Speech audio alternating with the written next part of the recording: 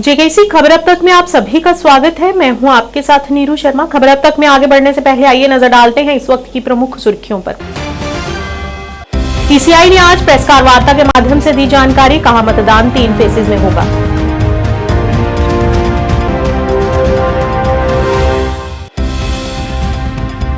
भाजपा के राष्ट्रीय प्रवक्ता तुहिन सिन्हा ने बंगाल में महिला डॉक्टर के साथ हुए बलात्कार के आरोप में वहां की मुख्यमंत्री पर आरोपों का साथ देने और एविडेंसेस के साथ छेड़छाड़ करने का लगाया गंभीर आरोप।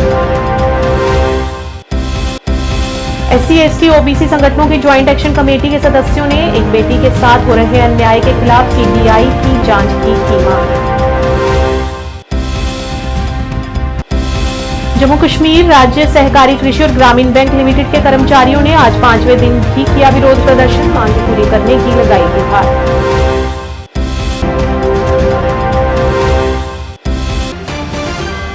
अब समाचार विस्तार से। पीसीआई ने आज पत्रकार वार्ता कर जानकारी देते हुए बताया कि जम्मू कश्मीर में विधानसभा चुनाव जल्द ही होने वाले हैं। इलेक्शन कमिश्नर ने बताया कि मतदान 3 चरणों में होंगे और निर्धारित तिथियां भी उन्होंने बताई। पहले चरण के चुनाव 18 सितंबर, दूसरे चरण के 25 सितंबर और 1 अक्टूबर को तीसरे चरण के चुनाव होंगे और 4 अक्टूबर को वोट्स की गिनती भी शुरू होगी और नतीजे भी घोषित किए जाएंगे। So if we now come to the J&K first, there are total 90 assembly constituencies, of which 74 are general, SC are 7 and SC are 6, ST are 9 and SC constituencies are 7. ये डिलिमिटेशन के बाद रिजर्वेशंस जो provide किए गए उनकी कहानी है। अगर इलेक्टर्स के डाटा के बारे में बात करें तो J&K में टोटल 87.09 लाख इलेक्टर्स होंगे, जिसमें लगभग ऑलमोस्ट इक्वल 44.46 लाख मेल और 42.62 लाख फीमेल वोटर्स होंगे। बड़ी अच्छी स्टोरी ये भी है कि जिस तरीके से यूथ ने पिछली बार भाग लिया इलेक्शंस में, इस बार उसके बाद फर्स्ट टाइम वोटर्स भी होंगे अराउंड 3.71 लाख और टोटल अगर वोटर्स को देखें तो 20 lakhs and above would be the youth, and we want to focus on youth as our ambassadors of our elections. Electoral roll बनने की प्रक्रिया चालू है और काफी समय से आयोग ये बात की तैयारी कर रहा था कि जैसे ही मौसम थोड़ा ठीक हो, जैसे ही अमरनाथ जी यात्रा खत्म हो, तो आप देखेंगे कोइंसिडेंस नहीं है, 19 अगस्त को अमरनाथ जी यात्रा खत्म होगी और 20 अगस्त को फाइनल रोल भी पब्लिश हो जाएगा। So it has been a work in progress to synchronize every activity in a way that we do not make any delay in doing elections in J&K, and this is what we announced in J&K in Jammu when we were there in March. ये publication 20 को हो जाएगा। सभी political parties को इसकी copy electoral role की उपलब्ध कराई जाएगी। अगर पोलिंग स्टेशंस के बारे में देखें तो टोटल पोलिंग स्टेशंस J&K में 11,838 होंगे, जिसमें लोकेशंस होंगी जिसमें एक जगह पर 2 या 3 भी बूथ हो सकते हैं।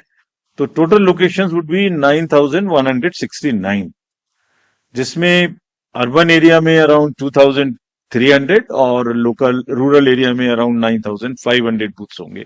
सो predominantly it's a rural kind of area. Average voters पर पीएस वुड बी अराउंड 735 और हम जैसे हर बार करते हैं यहां भी वीमेन मैनेज्ड, पीडब्ल्यूडी मैनेज्ड और मॉडल पीएस बनाएंगे।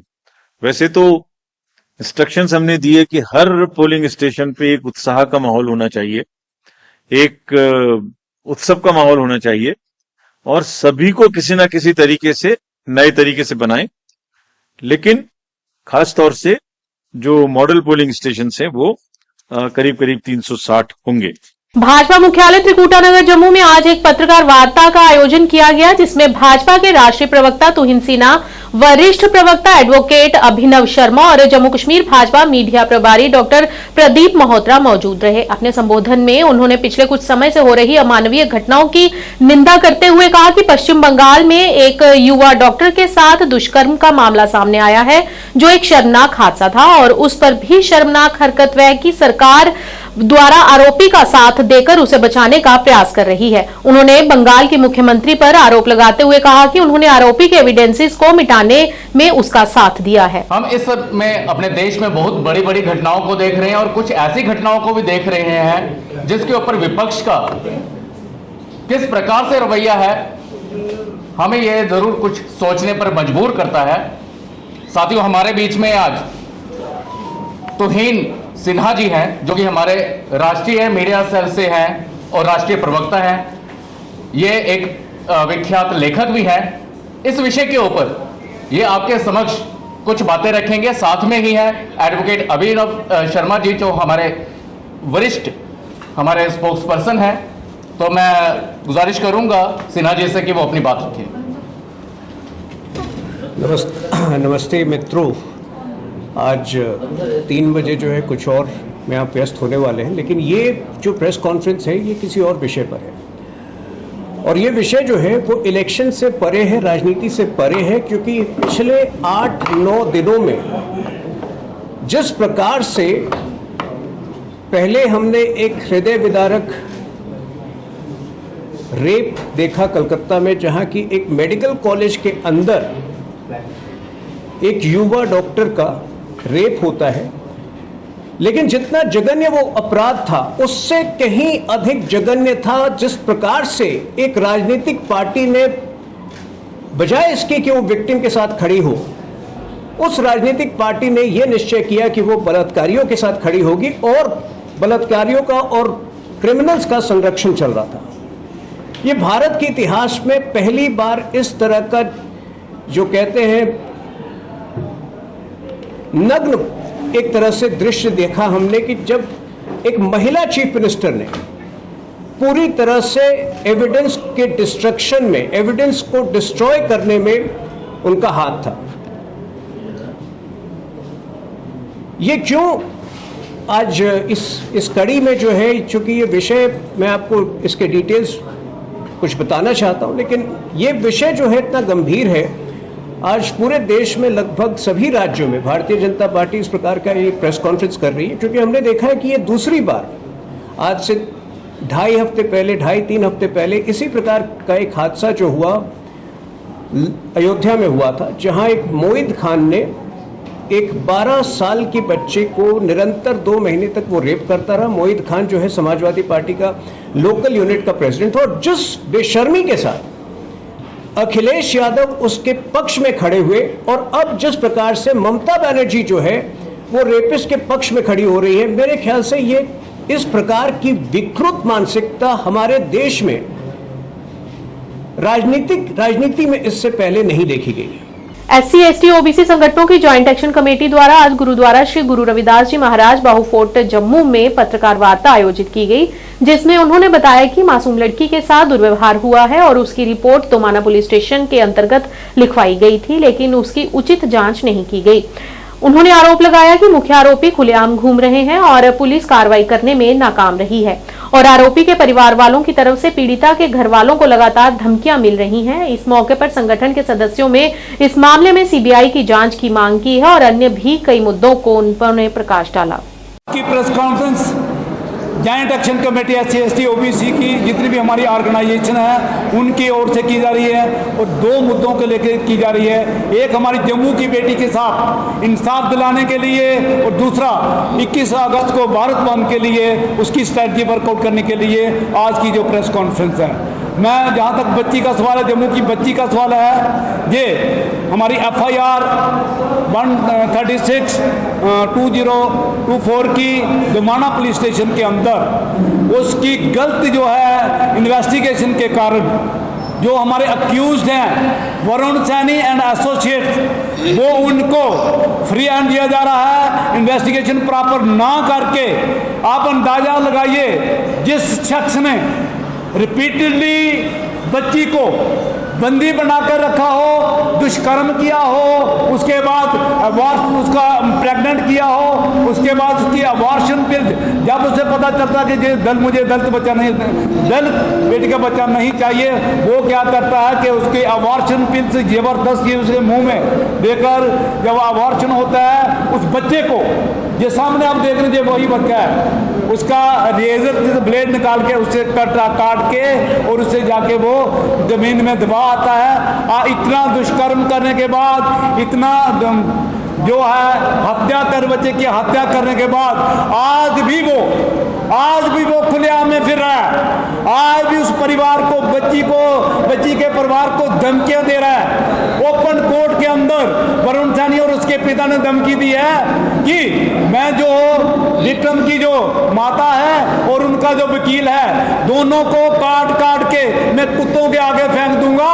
इस तरह की धमकियां उस परिवार की तरफ से आ रही हैं। जम्मू कश्मीर राज्य सहकारी कृषि और ग्रामीण बैंक लिमिटेड के कर्मचारियों ने आज 5वें दिन भी त्रिकुटा नगर में विरोध प्रदर्शन किया। प्रदर्शनकारियों ने नारेबाजी करते हुए रोष प्रकट किया और कहा कि 2016 से उन्हें कंफर्मेशन ऑर्डर नहीं दिया गया और कोर्ट की मदद ली गई, जिसमें कोर्ट ने फैसला कर्मचारियों के हक में किया और उसके बाद भी विभाग उनका वेतन जारी नहीं कर रहा है। इस मौके पर प्रदर्शनकारियों ने उनका वेतन जल्द से जल्द जारी करने की गुहार लगाई। आवाज दो हमें, आवाज दो हमें, आवाज दो हमें, आवाज दो कमरी हेल्पर जिंदाबाद, कमरी हेल्पर जिंदाबाद। हमारा ग्रेड रिलीज करो, हमारा ग्रेड रिलीज करो, आवाज दो हमें, आवाज दो हमें। जी, मेरा नाम कुलदीप सिंह है। मैं J&K state agriculture rural development bank च रिकवरी हेल्पर की पोस्ट उपर। सर अस 14 च लगे तो 16 साढ़ी 2 साल के बाद कन्फर्मेशन हुई। कन्फर्मेशन होने बाद इन्हें कोई एलीगेशन लाया जो किया, सानू ना सैलरी दी, ना कन्फर्मेशन किया, ना आर्डर दिता। अस चली गए हाई कोर्ट च, हाई कोर्ट ने भी साढ़ा एक फैसला दिता 2023 इन्हें ना सानू सैलरी 16 का आर्डर दिता, ना अस सैलरी दिया दे ते ना ग्रेड दिया दे, वो कंसोलीडेटेड ही सैलरी दिया दे। पिछले अगर 5 दिन हुए बैठते, अगर साड़ा मसला नहीं होता तो ऊपर प्रदर्शन भी करना, सब करना। अस मरने पर रोना ना लगे, साड़ी फैमिली गुजारा करना बड़ा मुश्किल। स्क्वाश कश्मीर ने एग्रो फॉरेस्ट्री पर 3 दिवसीय राजवार कुपवाड़ा के आखिरी गांव बुरशुंगी में स्थायी आजीविका के लिए एक प्रशिक्षण कार्यक्रम शुरू किया। उद्घाटन समारोह की शुरुआत डॉक्टर मेघना राशिद बख्शी, सहायक प्रोफेसर सिल्वीकल्चर और एग्रो फॉरेस्ट्री के स्वागत भाषण में हुई। अपने स्वागत भाषण के दौरान उन्होंने किसानों से समग्र उत्पादन बढ़ाने के लिए अपने कृषि भूमि पर वैज्ञानिक तरीकों का उपयोग करने पर जोर दिया। उन्होंने प्रतिभागियों, विशेषकर महिलाओं को नौकरी मांगने वाले नहीं बल्कि नौकरी प्रदाता बनने पर जोर दिया, क्योंकि सरकार के लिए सभी शिक्षित युवाओं को नौकरी देना संभव नहीं है। उन्होंने इस प्रशिक्षण कार्यक्रम का विस्तृत विवरण दिया और आत्मनिर्भरता के लिए आजीविका के विकास के लिए एक कार्यक्रम के महत्व के बारे में भी बताया। पहले जब हमने उसको अडॉप्ट किया, वहाँ भी ट्राई, जितने भी मसाइल आप लोगों के होते हैं, जैसे जितने भी गांव में हम लोग हैं, ये सारे मसाइल पूरे तरीके से सॉल्व कर देते हैं। जैसे कि आप सर ने अभी आपको बता दिया, आप लोगों ने मक्का लगाया है, इसमें क्या प्रॉब्लम आएगी, सर जो पूरी वजाहत करेंगे, आपको पूरा समझा देंगे हम क्यों आए हैं, किस। हमारी फैकल्टी जो है वो गांधरबल के बेनहामा में है, हम वहाँ से आए हैं। मेरी कुलीग डॉक्टर मैगना, मेरे साथ इरफान साहब और एक है डॉक्टर रफ़ीक। मैं आप सबको इस प्रोग्राम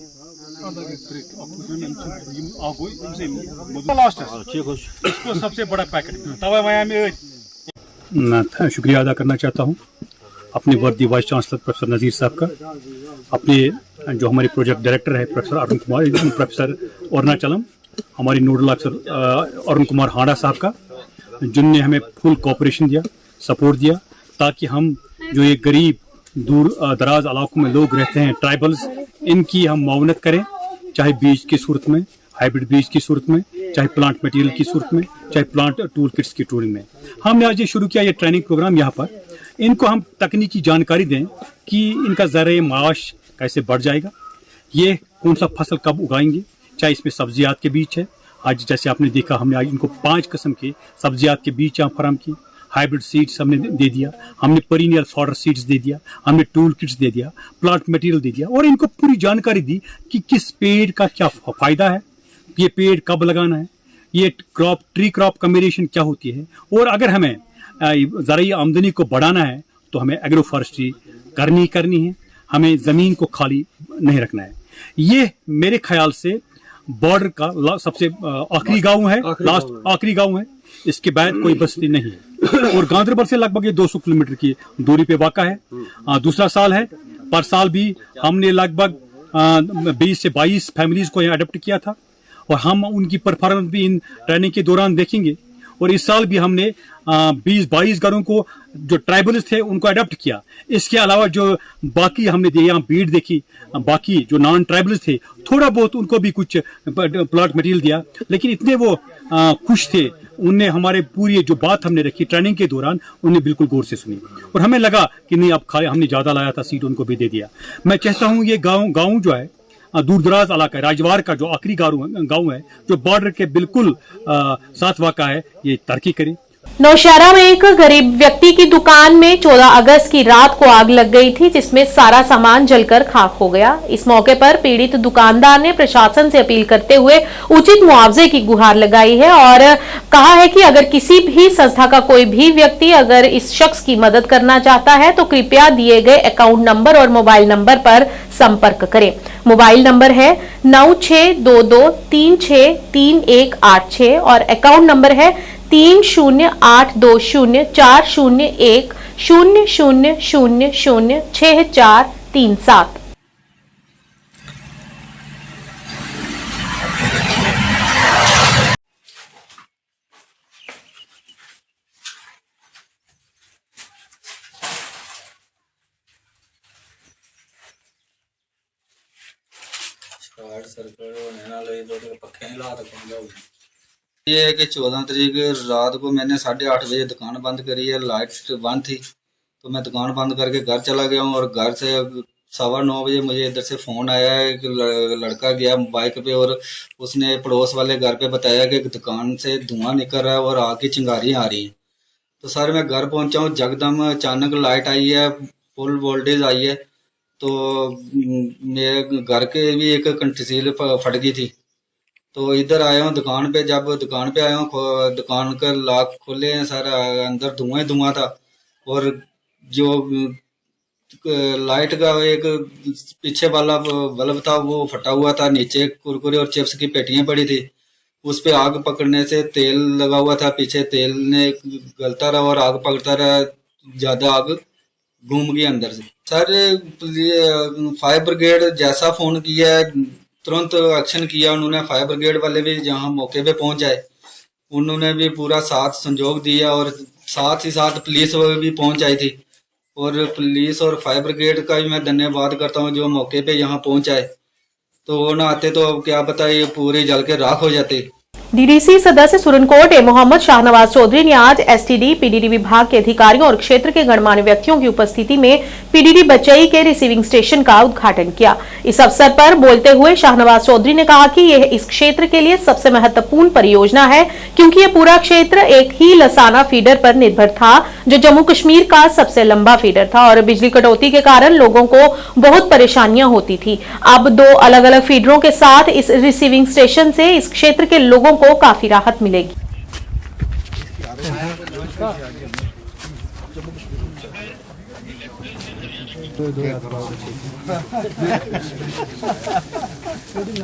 आर्मी में भी हुआ ना कि 2 बंदा आ सके हो गए ना बस असा ये बड़ा असा जरा सारे बस यो इस तरह ना क्या सर आप आगे आए बिस्मिल्लाह शायद सभी आ गए हो गए सभी आ गए आओ रन साहब ये आए अच्छा लोग हजरत रखवा बिस्मिल्लाह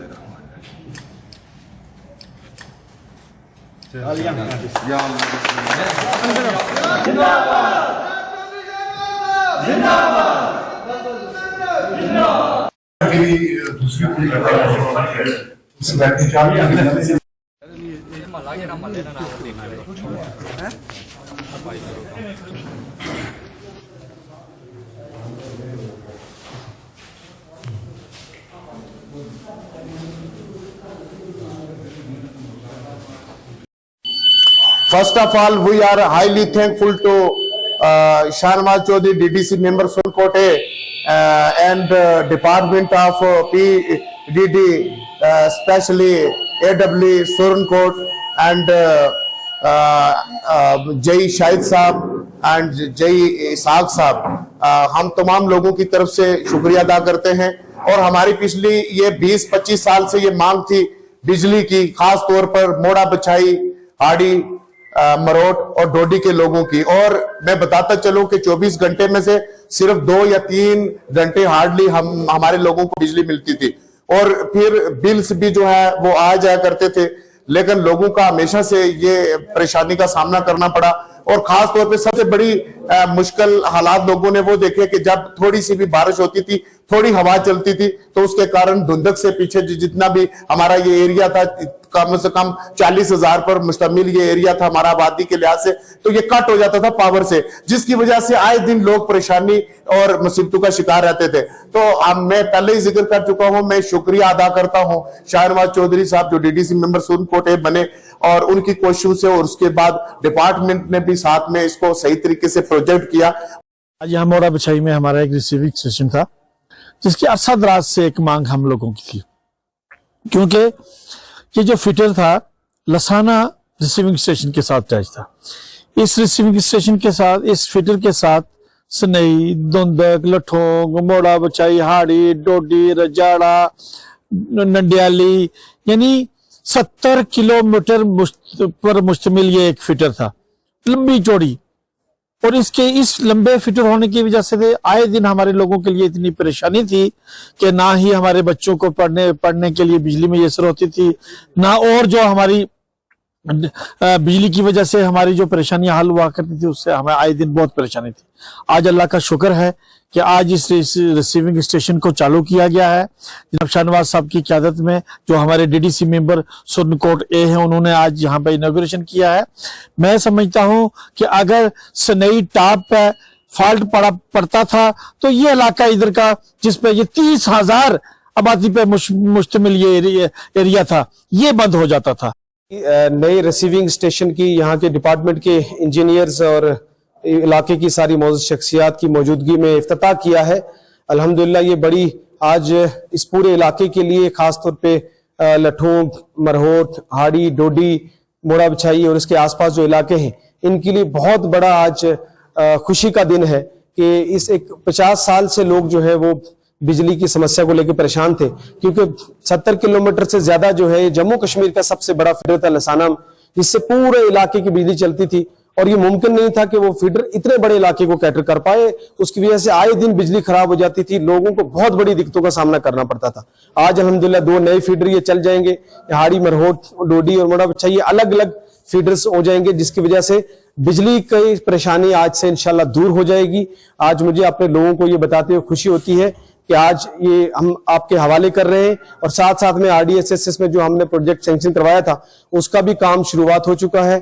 जहां ट्रांसफार्मर, पोल, तार जहां जहां जरूरत है इलाके में, आने वाले महीनों में वो काम कंप्लीट हो जाएगी। मुकम्मल तौर पे इंशाल्लाह हमारे इलाके में बिजली का मसला हल हो जाएगा। खबर अब तक के आज के इस अंक में इतना ही। नया अंक लेकर फिर हाजिर होंगे, तब तक के लिए दीजिए इजाजत। नमस्कार।